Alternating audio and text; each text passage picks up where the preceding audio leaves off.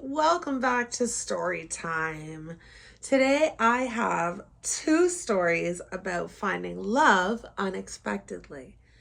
After, you can tell me which one you preferred and if you have any good names for my stories. The first one is about a gentleman named Harold Finch. Harold Finch did not believe in dramatic life changes. He believed in sensible socks, proper tea steeping times, 4 minutes, never 3, and putting things back where they belonged. For 62 years, his life had followed a reliable rhythm, like the ticking of a clock that he'd repaired himself in 1987, but still never quite trusted again. Love, as far as Harold was concerned, had already happened once, briefly, a long time ago. After Margaret passed, he packed away that part of himself the way he stored winter coats in summer, carefully folded, sealed, and not to be touched unless absolutely necessary. Which is why on a damp Tuesday morning in April, Harold found it extremely inconvenient to meet Eleanor Briggs. It began with a bench. More specifically, Harold's bench. It sat in the park just off of Maple Street, angled perfectly to catch the morning sun without being directly assaulted by it. Harold had been sitting there every morning at 9:15 a.m. for the past 11 years, reading the paper and silently judging people with great consistency. So when he arrived to find a woman already seated there, in his spot, he stopped short. She was wearing a bright yellow raincoat, despite the fact that it was not raining. Her hair, a cloud of silver curls, seemed to be engaged in its own independent weather system. And she was laughing at nothing. Harold cleared his throat. "Excuse me," he said, in the tone of a man who had been correct about many things in his life and expected this to be one more. "You're sitting on my bench." The woman turned, eyes sharp and amused. "Oh dear," she said. "I had no idea it came with ownership papers." "It's not official," Harold admitted stiffly, "but it is customary." "Well," she said, scooting over a grand total of 2 inches, "custom has to be honored. Sit." Harold hesitated. This was not how things were supposed to go. But the alternative was standing awkwardly, and Harold disliked awkwardness even more than disruption. So he sat. There was a pause. The woman resumed laughing. Harold tried to ignore her. He opened his newspaper. The words kind of blurred. Finally, he folded it with great precision. "What is so amusing?" She beamed at him. "That pigeon!" Harold followed her gaze. A perfectly ordinary pigeon was just strutting across the path. "It's limping," she said, "but it refuses to acknowledge it. Look at it, full of confidence. I admire that." Harold stared. It's a pigeon," he said. "Exactly." Her name was Eleanor. She told him this without being asked, which Harold found both improper and oddly refreshing. By the end of the week, she had also told him she hated raisins, but loved raising cookies because they kind of felt like a gamble. She had once tried to learn the accordion and accidentally started a neighborhood feud. She believed that people over 60 should be legally required to do at least one ridiculous thing per month. Harold told her his name, the correct way to brew tea, and that pigeons were in fact not admirable. It was somehow enough to continue. Eleanor began appearing every morning. Sometimes she arrived first and waved at him like they were old friends. Sometimes she arrived late and blamed unexpected adventures, which Harold suspected meant she had overslept, but he chose not to investigate. She disrupted everything. She interrupted his reading to point out oddly shaped clouds. She insisted on sharing snacks, none of which Harold had agreed to eat. She asked questions, endless, curious questions that Harold initially resisted and then gradually began to answer. Did you always live here? Yes. Did you ever want to live somewhere else? No.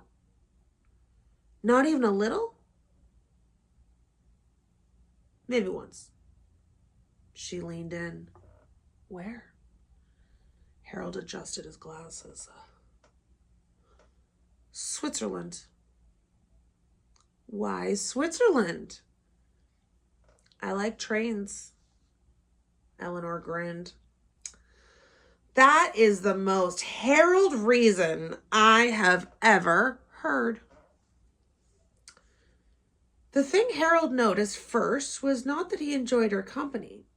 It was that he missed it when she wasn't there. On a Thursday morning, the bench was empty. Harold sat down, unfolded his newspaper, and read the same paragraph 6 times without comprehension. The pigeon returned. It limped confidently. Harold sighed. At 9:27, Eleanor appeared, breathless and slightly crooked. I had to chase a hat, she announced. Your hat? No, someone else's. It seemed urgent at the time. Harold nodded as though that was a reasonable explanation. You're late, he added. I knew you'd notice. I did not. You did. I noticed the absence of noise. Eleanor sat down, delighted. That's practically a love confession.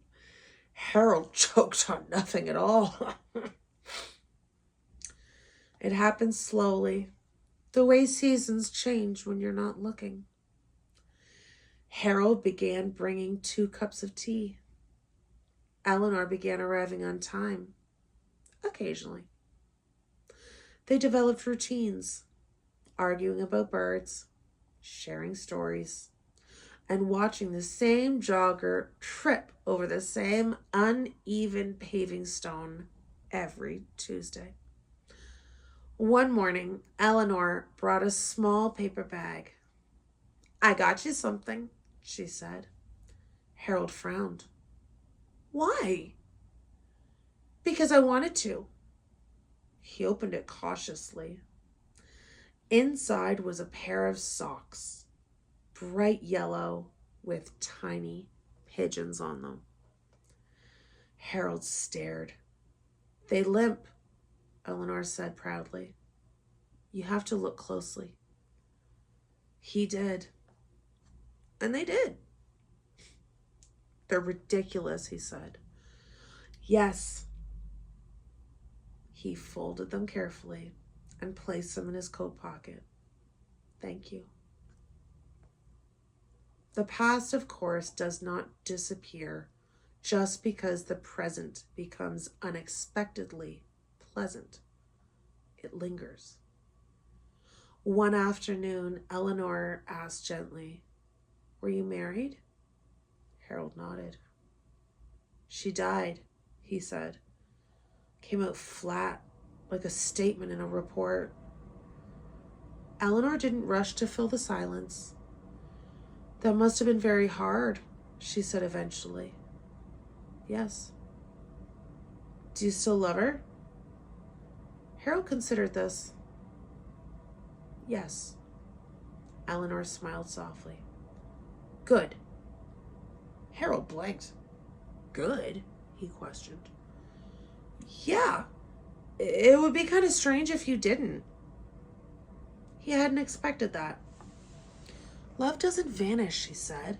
"It just makes room." Harold looked at her.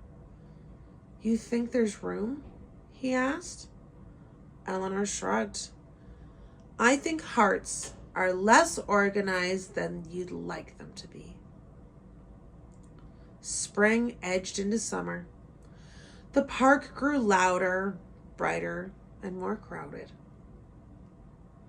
And yet, the bench still remained theirs. One morning, Eleanor was unusually quiet. "No pigeon observations today?" Harold asked.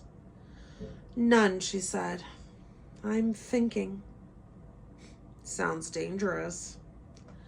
"It usually is." She turned to him. "Harold," she said, "would you like to have dinner with me?" Harold froze. Dinner was different. Dinner was not a bench. Dinner required decisions. I don't usually," he began. "I know," she said gently. He adjusted his glasses, removed them, put them back on.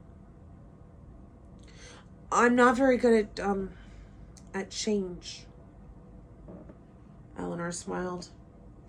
"I've noticed. And I'm not particularly charming." "I disagree." "And I have certain habits." "I've noticed those too." Harold exhaled. "But," he said slowly, "I have also noticed that pigeons can be unexpectedly admirable." Eleanor lit up. "That's practically poetry." "And," he continued, "I would like to have dinner." The restaurant was small and slightly too loud. Harold wore his best coat. Eleanor wore her yellow raincoat. Of course she did. They talked. They laughed. Harold told a story that made Eleanor snort water through her nose, which she declared was a great success. At one point, she reached across the table and took his hand. Harold looked at their hands, then at her. "This is new," he said. "Yes," she agreed. "It is not unpleasant." "I'm relieved." He squeezed her hand just slightly. Later, walking home, Eleanor slipped her arm through his. Harold allowed it. "Harold," she said, "do you ever think about how strange this is?"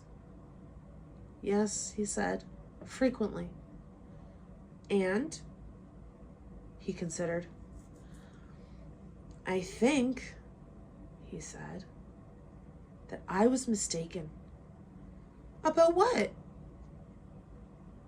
"About life being finished with certain things." Eleanor smiled. "It turns out," Harold continued, "that some things are merely waiting." "For what?"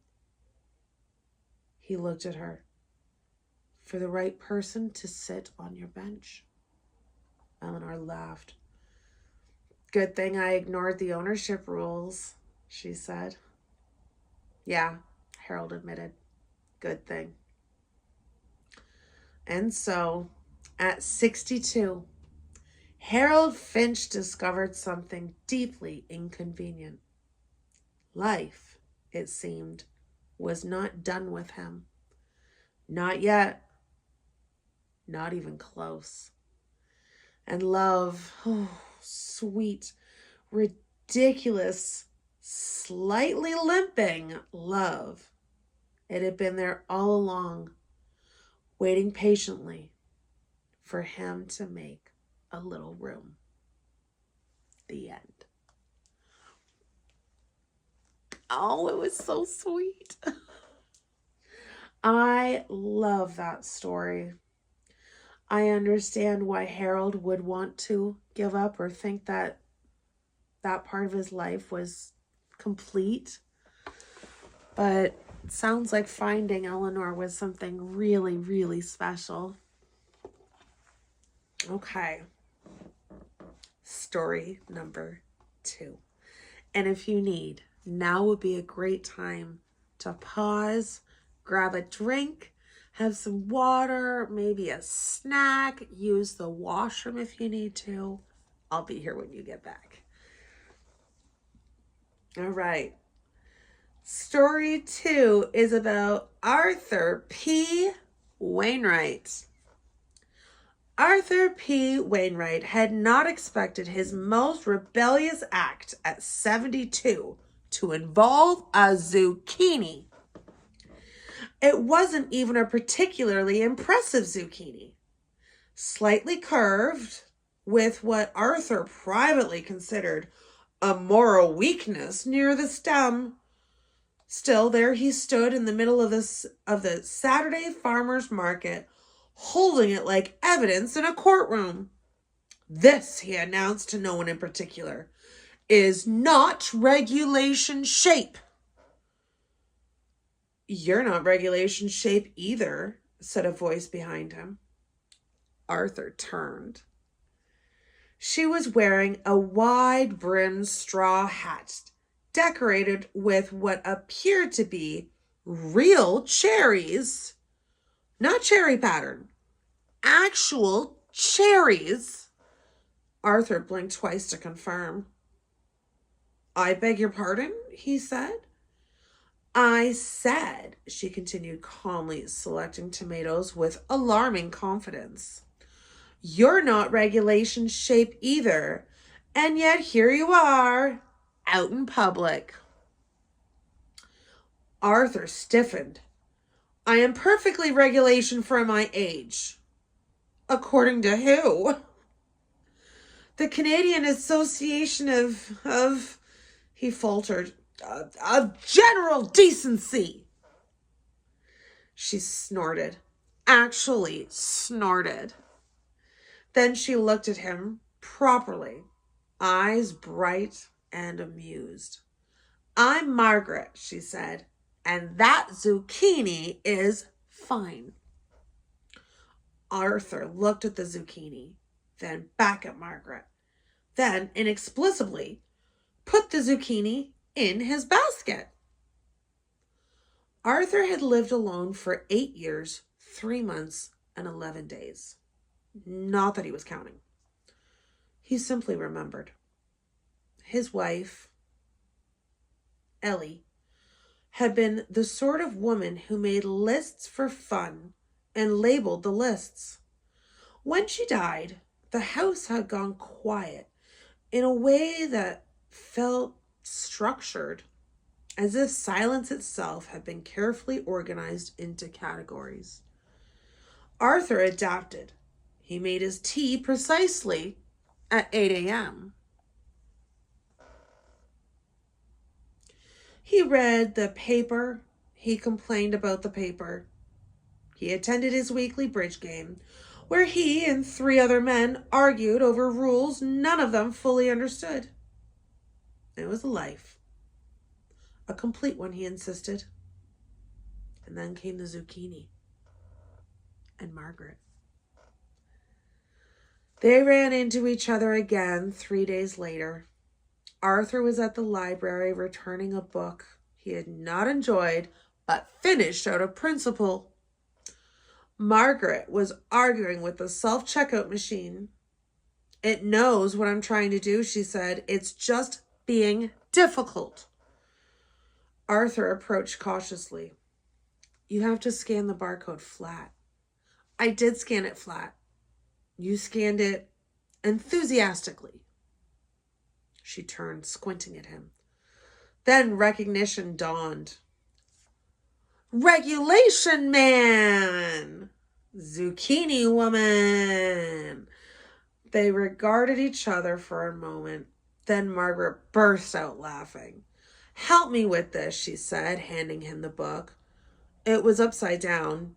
Arthur turned it right side up, scanned it properly, and placed it in the return slot. There, he said.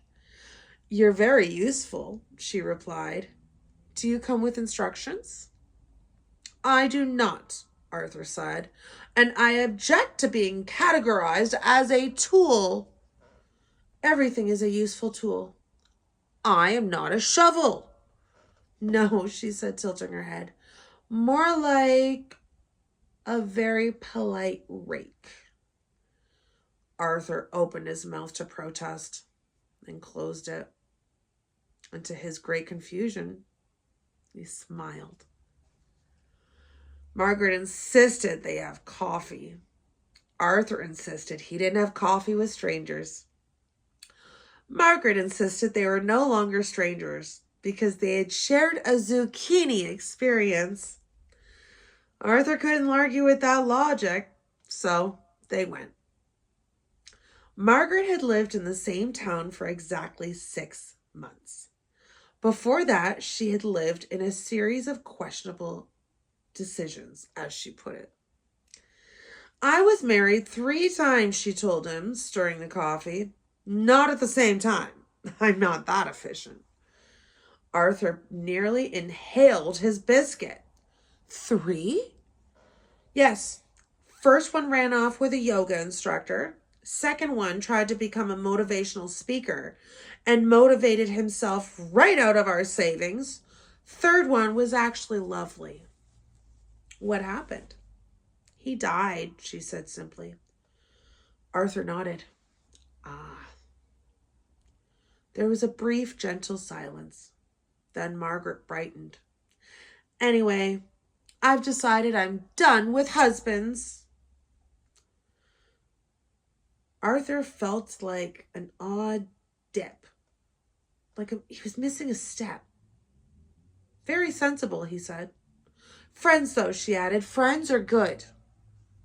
Arthur straightened. Yes, friends are regulated. Stop saying regulated, she said. I like the word. I can tell, she replied. They became friends in a way that older people sometimes do. Quickly, without fuss, as if both recognized something rare and chose not to waste their time pretending otherwise. They met at the market, at the library, at the park that Margaret declared structurally optimistic. They argued about vegetables, books, and whether pigeons had intentions. They absolutely have intentions, Margaret insisted. They don't have plans, Arthur countered. Intentions don't require plans. Then what's the point of having a plan? To feel superior when it fails. Arthur paused. That is disturbingly accurate. One afternoon, Margaret showed up at Arthur's house unannounced. Arthur did not approve of unannounced anything. Nevertheless, he opened the door. She held up a pie. I made this, she said. Arthur peered at it. It appears determined. It's rhubarb. I don't like rhubarb. You will. I won't. You will, she repeated, pushing past him into the house. Arthur stood there, momentarily scandalized. Then he closed the door and followed her in. Margaret rearranged his kitchen. Not dramatically, just enough.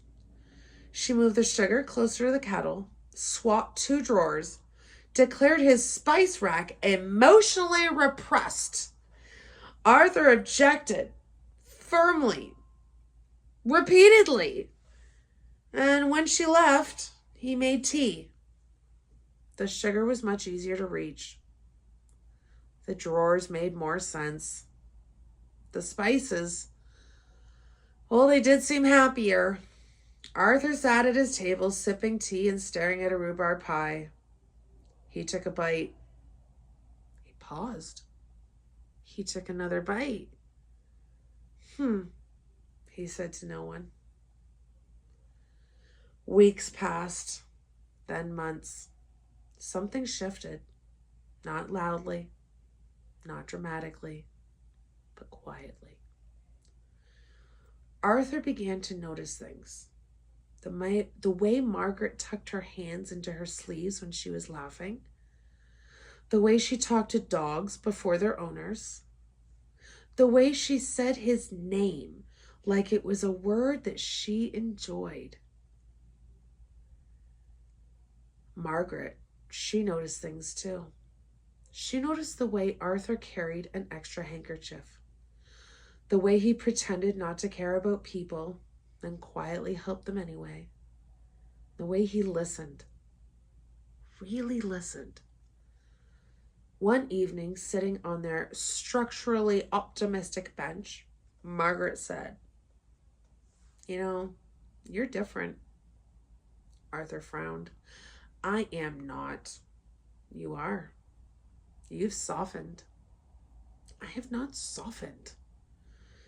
"You soften like butter left out for a reasonable amount of time."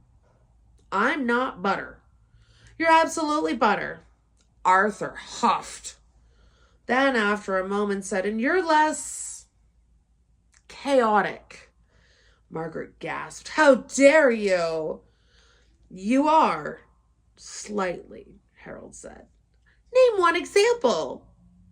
"You labeled your spice jars." She hesitated.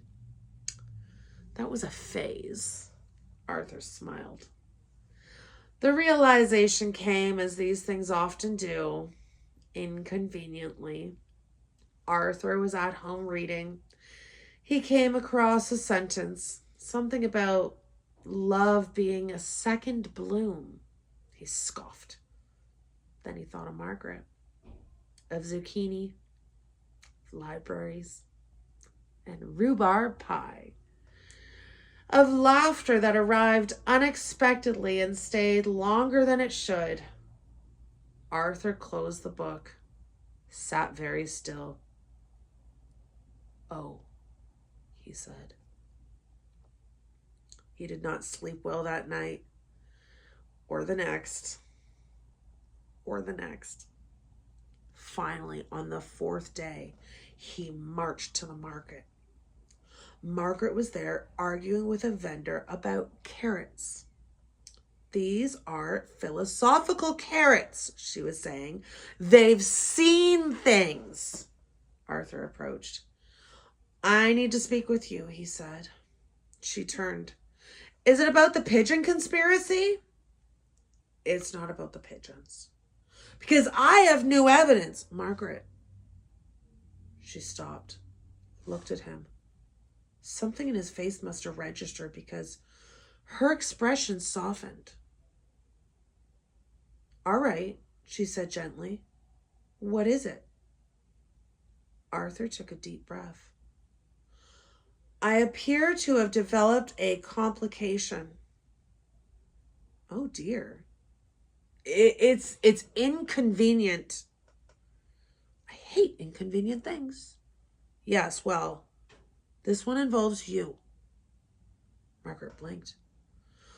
Arthur continued, words tumbling now. I didn't intend it. It was not scheduled. There was no warning. It just occurred nonetheless, and I find myself quite unexpectedly He stopped. Margaret waited. Arthur exhaled. I think I'm in love with you. Silence. Carrot rolled off the table behind them. Margaret stared at him. Then she said, well. Arthur braced himself. That is inconvenient, she agreed. Yeah. Very inconvenient. Extremely, said Harold. They stood there, two people in their 70s, surrounded by carrots and zucchini and the quiet hum of a Saturday morning. Then Margaret stepped closer. You're sure? She asked. No, Arthur said honestly, but I suspect it strongly. She smiled. Good. I think I might be too. Arthur blinked. Might? I'm cautious, she said. 3 husbands, remember? Right.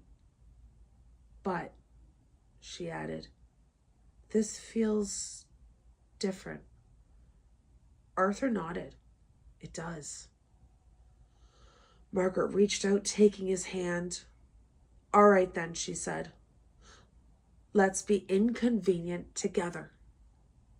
Arthur looked at their joined hands, at Margaret, the market, and for the first time in a very long while, he felt something beautifully, gloriously unregulated. He squeezed her hand. Yes, he said, let's. And if on certain mornings a slightly misshapen zucchini appeared on Arthur's counter, well, he no longer considered it a flaw. Some things, he had learned, were better for being just a little bit unexpected. All right. Of the 2, did you have a favorite? I know I certainly did. I loved these stories about love, and I love spending this time with you. So thank you very much, and I hope we get to read together again soon. Take care.